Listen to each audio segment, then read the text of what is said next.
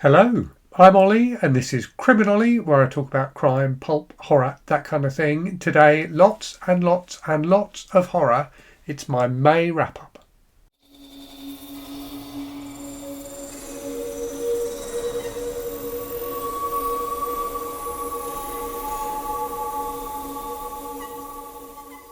So May was of course the month of Horror Mayhem, the fantastic annual horror-themed reading event created by the Bookish Brands. This year, as well as reading horror, we used the event to remember Scott of the Bookish Brands, who very sadly passed away in the last year. So Scott was a fantastic booktuber, really passionate about horror as well as other genres. Horror Mayhem was the first booktube event that I got asked to be a co-host of. I still remember getting a message from Scott asking me to take part and how delighted I was to be part of such a fantastic event. So it was very sad this year to run the event without Scott, but fantastic to be able to remember him. And I read some really good horror as part of that event, which I'll talk about in the video today. So I've got 27 books to talk about. 27 partly because one of the kind of the concepts, if you like, of Horror Mayhem is that it focuses on shorter works of horror, so short stories, novellas, short novels, things like that. So that allowed me to get through some more stuff in the month than I might do normally. So yeah, I've got 27 things to talk about, mostly horror, but not all horror. So there is some non-horror stuff in there if you're not a horror fan. So I'll go through the books in the order I read them, and then at the end I will tell you my favourite book of the month. At the moment, I'm not sure what it is. It's between two in my mind. We'll see which way I end up going when we get to the end of the video. I'm really not sure yet. So the first thing I read then, I didn't actually finish. So this was a short story collection, the short stories of Robert E. Howard. So Robert E. Howard, obviously best known for his fantasy work, including creating the character of Conan, but he wrote across a wide range of genres, and he did do a lot of horror. As you can see, this is quite a thick volume. So these are all stories, or mostly stories, originally published in the pulp magazines. Some of them were only published like in the kind of 70s and 80s when Howard kind of started being rediscovered. So I read, I think, about 6 or 7 stories in this. Howard had a fantastic imagination. His kind of macabre inventiveness is really, really wonderful, but I do find his prose a little bit hard at times, which is why I didn't read more of this collection. I did mean to go back and read the short story The Pigeons from Hell, which I remember really, really liking when I read it years ago. I didn't manage to do that, I'm afraid. But yeah, this was my pick for the 1930s. So the theme of Horror Mayhem was Decades of Dread, and I was trying to read a story or novel or whatever from each of the last 10 decades. So this is where I started with the 1930s. After that then, I read for the My Novel Life Challenge, where if you'll remember, I'm reading a novel from every year I've been alive. I've got up to 1983, and I read Double Love by Francine, Pascal and Kate Williams, so the first of the Sweet Valley High books. This was really fun. It's got everything you expect from a Sweet Valley High book. So they're about these two twins in California, Elizabeth and Jessica. Elizabeth is the kind of more bookish one, Jessica is the more wild one, and there's a lot of kind of sibling rivalry and stuff like that. But yeah, it was a fun, entertaining read. If I'm completely honest, I can't remember exactly what the plot was because I read it a month ago, and the Sweet Valley High books do blend together a little bit in your mind. But I definitely remember there being some misunderstandings in this one, and it had a fantastic cliffhanger ending as well, which I'll come back to because it led to me reading the second book in the Sweet Valley High series. After that, then I went back to Horror Mayhem, and I read Conjure Wife by Fritz Leiber. So this was my pick for the 1940s. This had a really entertaining concept, which probably felt even more entertaining and wild in the 1940s. So the idea is that women are witches and they use their witchy powers to make sure their husbands are successful in business, basically. And it's about this guy who's a university lecturer who discovers this secret about his wife and indeed about all women.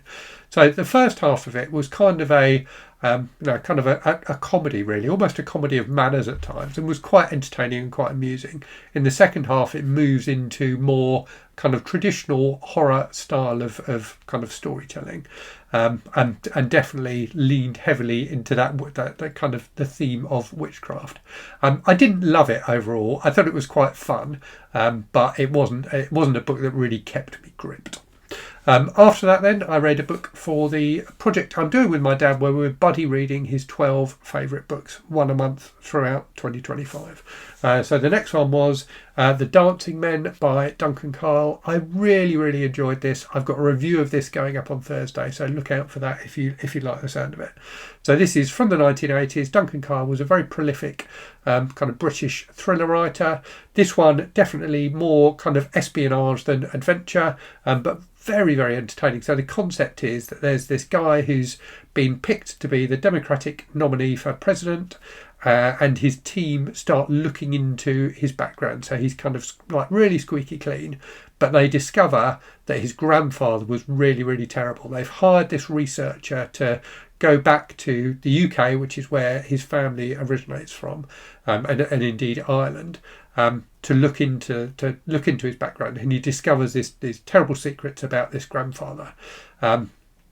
He then, and this is where the plot gets really interesting, for various reasons, the Democratic Party, the like candidates team, lose contact with this researcher.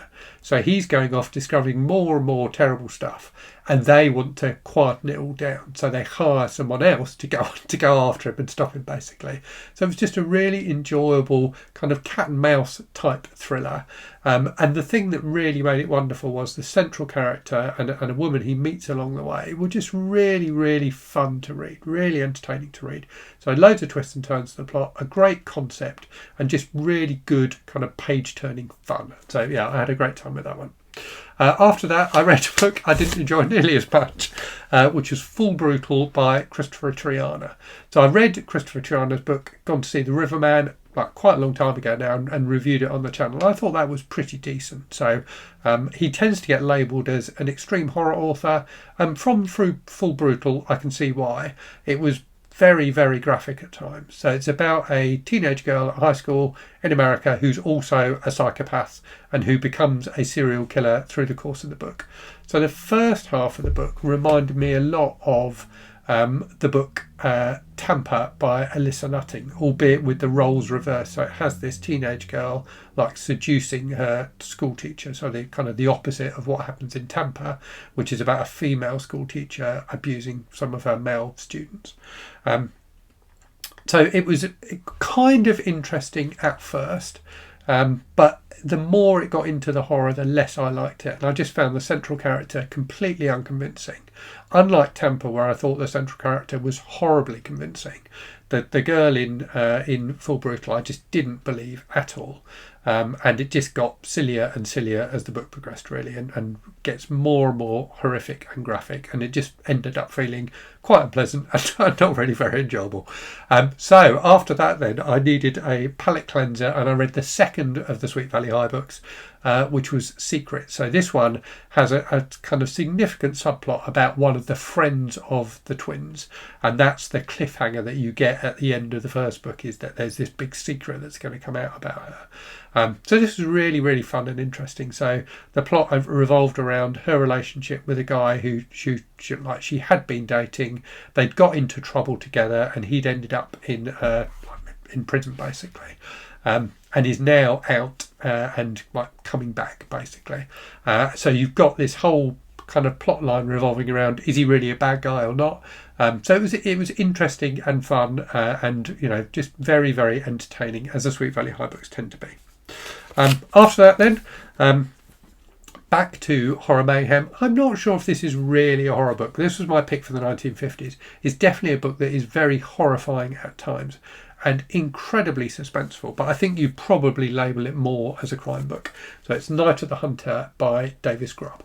This was so good, so suspenseful, so gripping.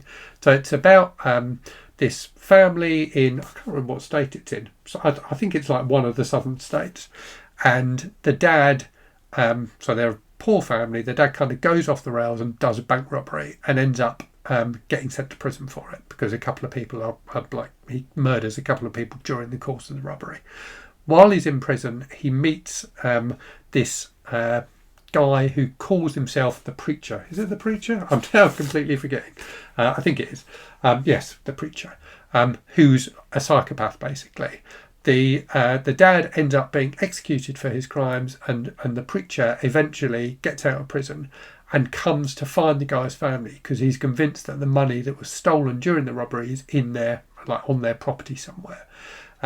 And it's basically about a battle of wills, really, between him and the son of the family, who's realises that this guy is up to no good. He appears to be a nice guy, but it becomes apparent to the son fairly quickly that there's something more going on here.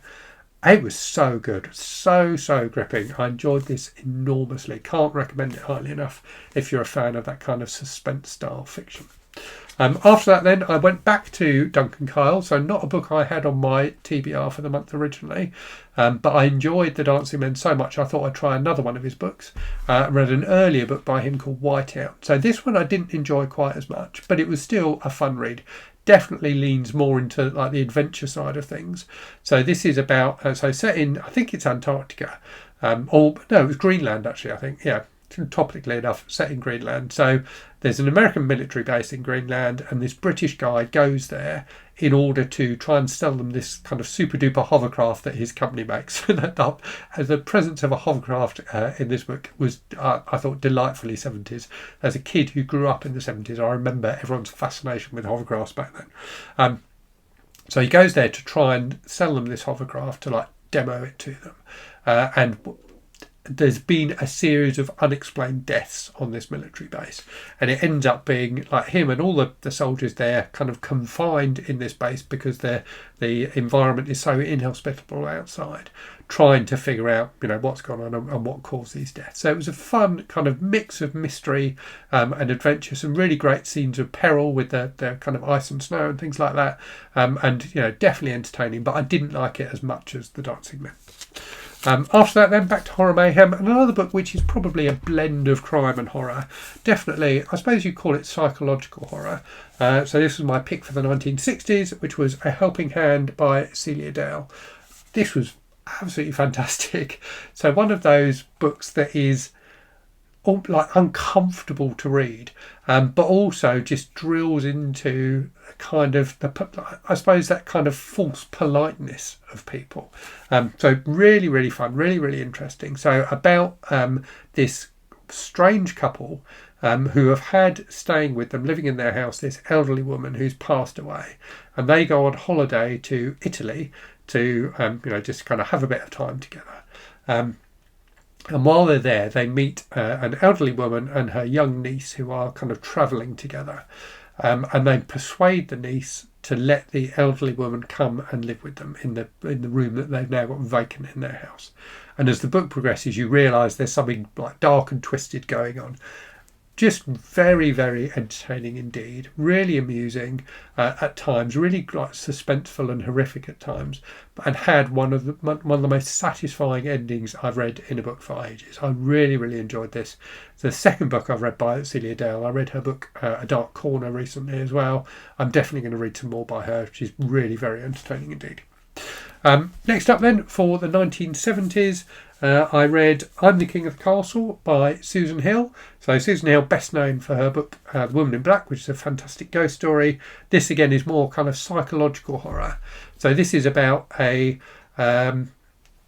two boys who I think are both 11 in the book, one of whom is wealthy and who lives with his dad in this big house. The mum has passed away, and the other one is a working class boy who lives with his mum, and their dad has passed away, and they get the dad of the rich kid asks the mum to move in with him basically, and she and her son move into the house, and the rich kid is basically a complete psycho and is incredibly cruel and horrific to the other kid. So it's really about this relationship between the two of them.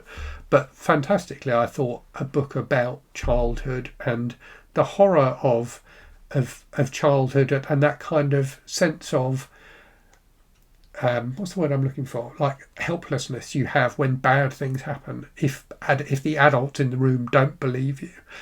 So really a book about that. And interestingly, I thought A Helping Hand was kind of the reverse of that almost, in that it's about an elderly person who's at the mercy of the people who are supposed to be looking after her.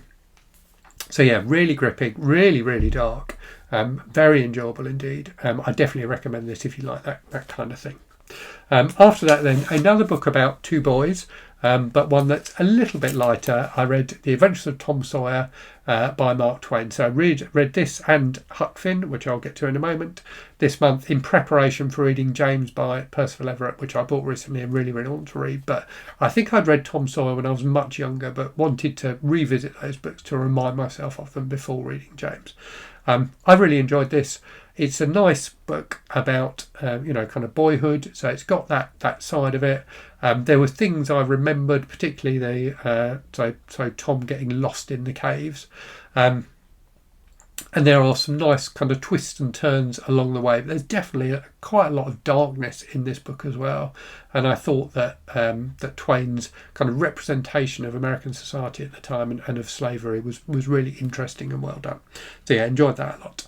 After that, back to Horror Mayhem. So for the 1980s, I read Ancient Images by Ramsey Campbell, which I didn't enjoy quite as much as I expected to, but it was still a fun read. So this is a book about a film researcher who's trying to track down a lost film. So a lost film that was apparently the last film starring Boris Karloff and Bela Lugosi. And someone she knows has tracked down a copy of this film, and then he dies in mysterious circumstances. So she's determined to find it, and it's about her kind of trekking around the country trying to find people who were involved in the production of this film and interview them.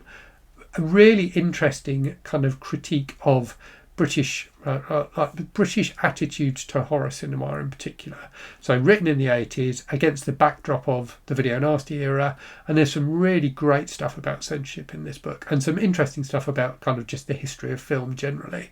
I didn't feel like the horror elements of the book worked quite as well as I hoped they would, but overall still an interesting and quite gripping read. After that then, the book I had originally chosen to read for 1983 for the My Novel Life Challenge, until I was reminded that the books are supposed to be ones you haven't read before, but I reread it anyway and really enjoyed it. Pet Sematary by Stephen King. So I have done a review of this on the channel, which you can go and check out if you want more, to hear more of my thoughts on it. But really dark, really gripping, and really just interestingly structured. So when I was halfway through this book, I criticised it in one of my weekly wrap-up videos, saying I felt like it was a short story that had been stretched out to the length of a novel. But by the time I'd finished it, I was convinced that King had made the right choice, and that he uses the pages well to really build up your sense of the family, so that when the horror in this book hits, it's even more compelling and horrifying. So yeah, I really enjoyed rereading this. And I've got another Stephen King book later on in this pile to talk to you about as well. After that then, the pick for the CriminOlly book club this month was Lost Souls by Poppy Z. Brite, which was really, really horrible, but I did quite enjoy. So this is a vampire novel written in the 90s and feels really, really 90s. There's loads of musical references in here, but it also leans really hard into the kind of grunge feeling of the 90s. So the vampires in this book are just really unpleasant, horrible people. There's none of the glamorization of vampirism that you sometimes get in books and movies. They're just nasty people who live to kill people and drink their blood, basically. But there's loads of really horrible graphic stuff in this book. Loads of stuff that's just horrible because of the concept. So whilst it's, I think, quite an interesting entry in the vampire genre, it's definitely not for the faint of heart. It's really just really appalling at times, but very interesting and very readable as well. After that then, back to Mark Twain, so Huckleberry Finn. I enjoyed this even more than Tom Sawyer. It felt like a richer book, and whereas Tom Sawyer is written written in the third person, Huckleberry Finn is written in the first person, and Huck Finn is a really interesting narrator. And I think Twain uses Huck Finn's kind of young mind basically to reflect really, really interestingly on racism and slavery. And just as you read the book, you realise how ingrained these opinions are in Huck Finn, that even though he's someone who is, basically a good person and wants to do the right thing, he has these horrible views and opinions that are just like part of the background, really. So I thought it was a really interesting way to address that topic, and enjoyed it very much. And it's definitely made me really, really look forward to reading James and see what Percival Everett does with those themes. Moving on then, so I'm trying to read at the moment a book every month by Evan Hunter, my favourite writer of all time. So this month I read one of his fairly early books, A Matter of Conviction. So this is a courtroom drama from the 1950s about a guy who's like an assistant district attorney. He gets given the case of prosecuting these 3 teenage boys who've been are being charged basically with the murder of another teenager. The 3 boys are white. The dead boy is a Puerto Rican, and the the assistant district attorney gets approached early on by the mother of one of the 3 boys who are being convicted of this crime, who it turns out is someone he had a relationship with years ago and still carries a torch for. So you've got this kind of interesting, like, romantic angle to it, but really it's a book about like justice and this, kind of plucky assistant district attorney trying to find the right kind of justice. And make sure that everybody understands the true nature of this crime and what really happened. So there's some interesting kind of investigative stuff in the book. There's a really good courtroom scene towards the end. I felt like it was a little bit too obvious at times. It definitely felt like an earlier work from Evan Hunter before he'd really kind of honed his craft. But still a fun and interesting read. After that then, back to Horror Mayhem. So for the 1990s, I read The Earthwire by Joel Lane, which is a short story collection. Really enjoyed this. Very, very, very weird at times. There are a lot of stories in this collection, so a lot of them are very short, and a lot of them you kind of get a hint of a situation, you get the characters, and then something weird happens basically. And some of them kind of almost don't feel like horror, in that there's an everydayness to the situations, and then this strange thing will happen. So they almost feel kind of slightly kind of nightmarish or hallucinatory in that sense, that there's a real grounding in reality. And a lot of Joel Lane's stories are set in Britain of like the kind of 80s and 90s. A lot of people living on kind of the edges of society, I guess you would say. So he was definitely a writer who was, very political, and really cared about this stuff. You get the sense he really cares about his characters. But yeah, really enjoyable, really interesting horror stories as well. I'm really coming to love his work. Next up then, a kind of random pick that wasn't on my TBR originally, that I quite enjoyed. I didn't love it because it's not really my kind of book, but I did quite enjoy it, and that is Serpens Reach by C.J. Cherryh, which is a science fiction novel from 1980, I think. It's got a lovely, very 80s sci-fi cover there. So this is a book about, so the concept is there's this race of, or like species of aliens who are like giant ants basically, and on various planets humans kind of live alongside them, and it's about and they have kind of a this kind of relationship where both species get something out of the other, but there's a constant wars going on between different tribes of these alien ant creatures, and this young woman who is like living alongside them on one of the planets gets swept up in all of this. So a lot of kind of quite heavy world building in this book, but a lot of kind of interesting sci-fi adventure as well. So quite an entertaining read. But yeah, I don't tend to enjoy that kind of sci-fi with a lot of world building. So not necessarily my kind of thing. After that then, for the 2000s for Horror Mayhem, I read the Emgo Sequence by Leiber, which is another short story collection. My favourite story in that collection was the title story, the Emgo Sequence, which is about creepy photographs. But Leiber's writing is just fantastic. I really, really enjoy his stuff. A lot of stories in this book touched on kind of a conflict, if you like, between American culture and other cultures, and I thought that was an interesting theme that's kind of carried pretty much throughout the book. A lot of the stories were set in Asia and had kind of expat Americans in Asia. But there's a real darkness to Leiber's imagination.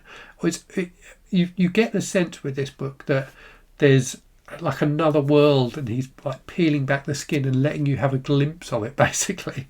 It's really, really interesting, his writing, and like very creepy and disturbing at times. So yeah, enjoyed that one very much indeed. After that, I went back to Joel Lane, and for the 2010s, I read Scar City, which was his final short story collection before he sadly passed away. Again, really fantastic. This one felt somewhat darker than the previous collection, and there's definitely some stories in here that feel kind of like crime stories, albeit they all have horror elements as well, but some really like horrifically inventive and fascinating and gripping but quite disturbing scenarios in these stories. I very much enjoyed it. I preferred this one slightly to the Earthwire, but both are very, very good, and I definitely recommend them. After that then, I did, as a buddy read with MJ from the channel Reading This Life, we read The Eyes of the Best Part by Monica Kim, which came out, I think, last year. I didn't love this, if I'm honest. So this is a book about a Korean-American family, and in particular the daughter of that family, who, as the book progresses, I don't want to spoil it too much, but basically you know right from the start that some dark stuff is going to happen, and it definitely does. There are a number of murders in this book, and the concept of the eyes being the best part of something when you eat it, which is introduced right at the start of the book, is definitely carried on as a theme throughout the book. So it was really quite disgusting at times, but I didn't really get what it was trying to do. I think there's some interesting stuff in the book about like Korean American identity and what it's like to grow up in America as someone of Korean heritage, but overall it just didn't quite work for me, I'm afraid. After that then, for the 2020s for Horror Mayhem, I think this one came out last year as well, actually. I think this is really quite recent. Oh no, 2023 this came out. So this is A Theory of Haunting by Sarah Monette, which is a novella about Sarah Monette's character, Carl Murchison Booth, who's kind of a Victorian occult detective, so someone who can kind of tap into the supernatural and gets invited to different places to investigate spooky goings on. In this one, he goes to a kind of country house, so it's got that kind of quite cosy, fun country house setting that's familiar from kind of Agatha Christie and people like that, but with some really spooky stuff going on as well. So I enjoyed this very much. Really gripping, great sense of kind of atmosphere and place. And yeah, some interesting kind of developments to the story as it progresses. But yeah, definitely a nice mix of kind of cosy and spooky. Right, we are nearly there. So next up, another horror novel. I didn't read this for necessarily for Horror Mayhem. I read it because I was preparing a video about books that involve cursed movies. This book ended up not being in that video because I didn't love it, but it's still quite a fun read. So this is Burn the Negative by Josh Winning. So this is about a young woman who, as a child, was a child actress in this movie, which was a cursed film in that lots of people who were involved in the film either died during the making of it or have died subsequently. And these people who have died die in similar ways to characters who die in the film. So it's an interesting concept, and basically the action takes place 30 years later, and this woman who's now a film journalist goes to report on a reboot of this movie, and guess what? People start dying again in mysterious ways. So it was kind of an entertaining enough concept, but it just didn't really grip me quite as much as I expected it to, but still quite a fun read. Next up then, we have the other Stephen King book I read this month, which is his new release, Never Flinch, which came out last week.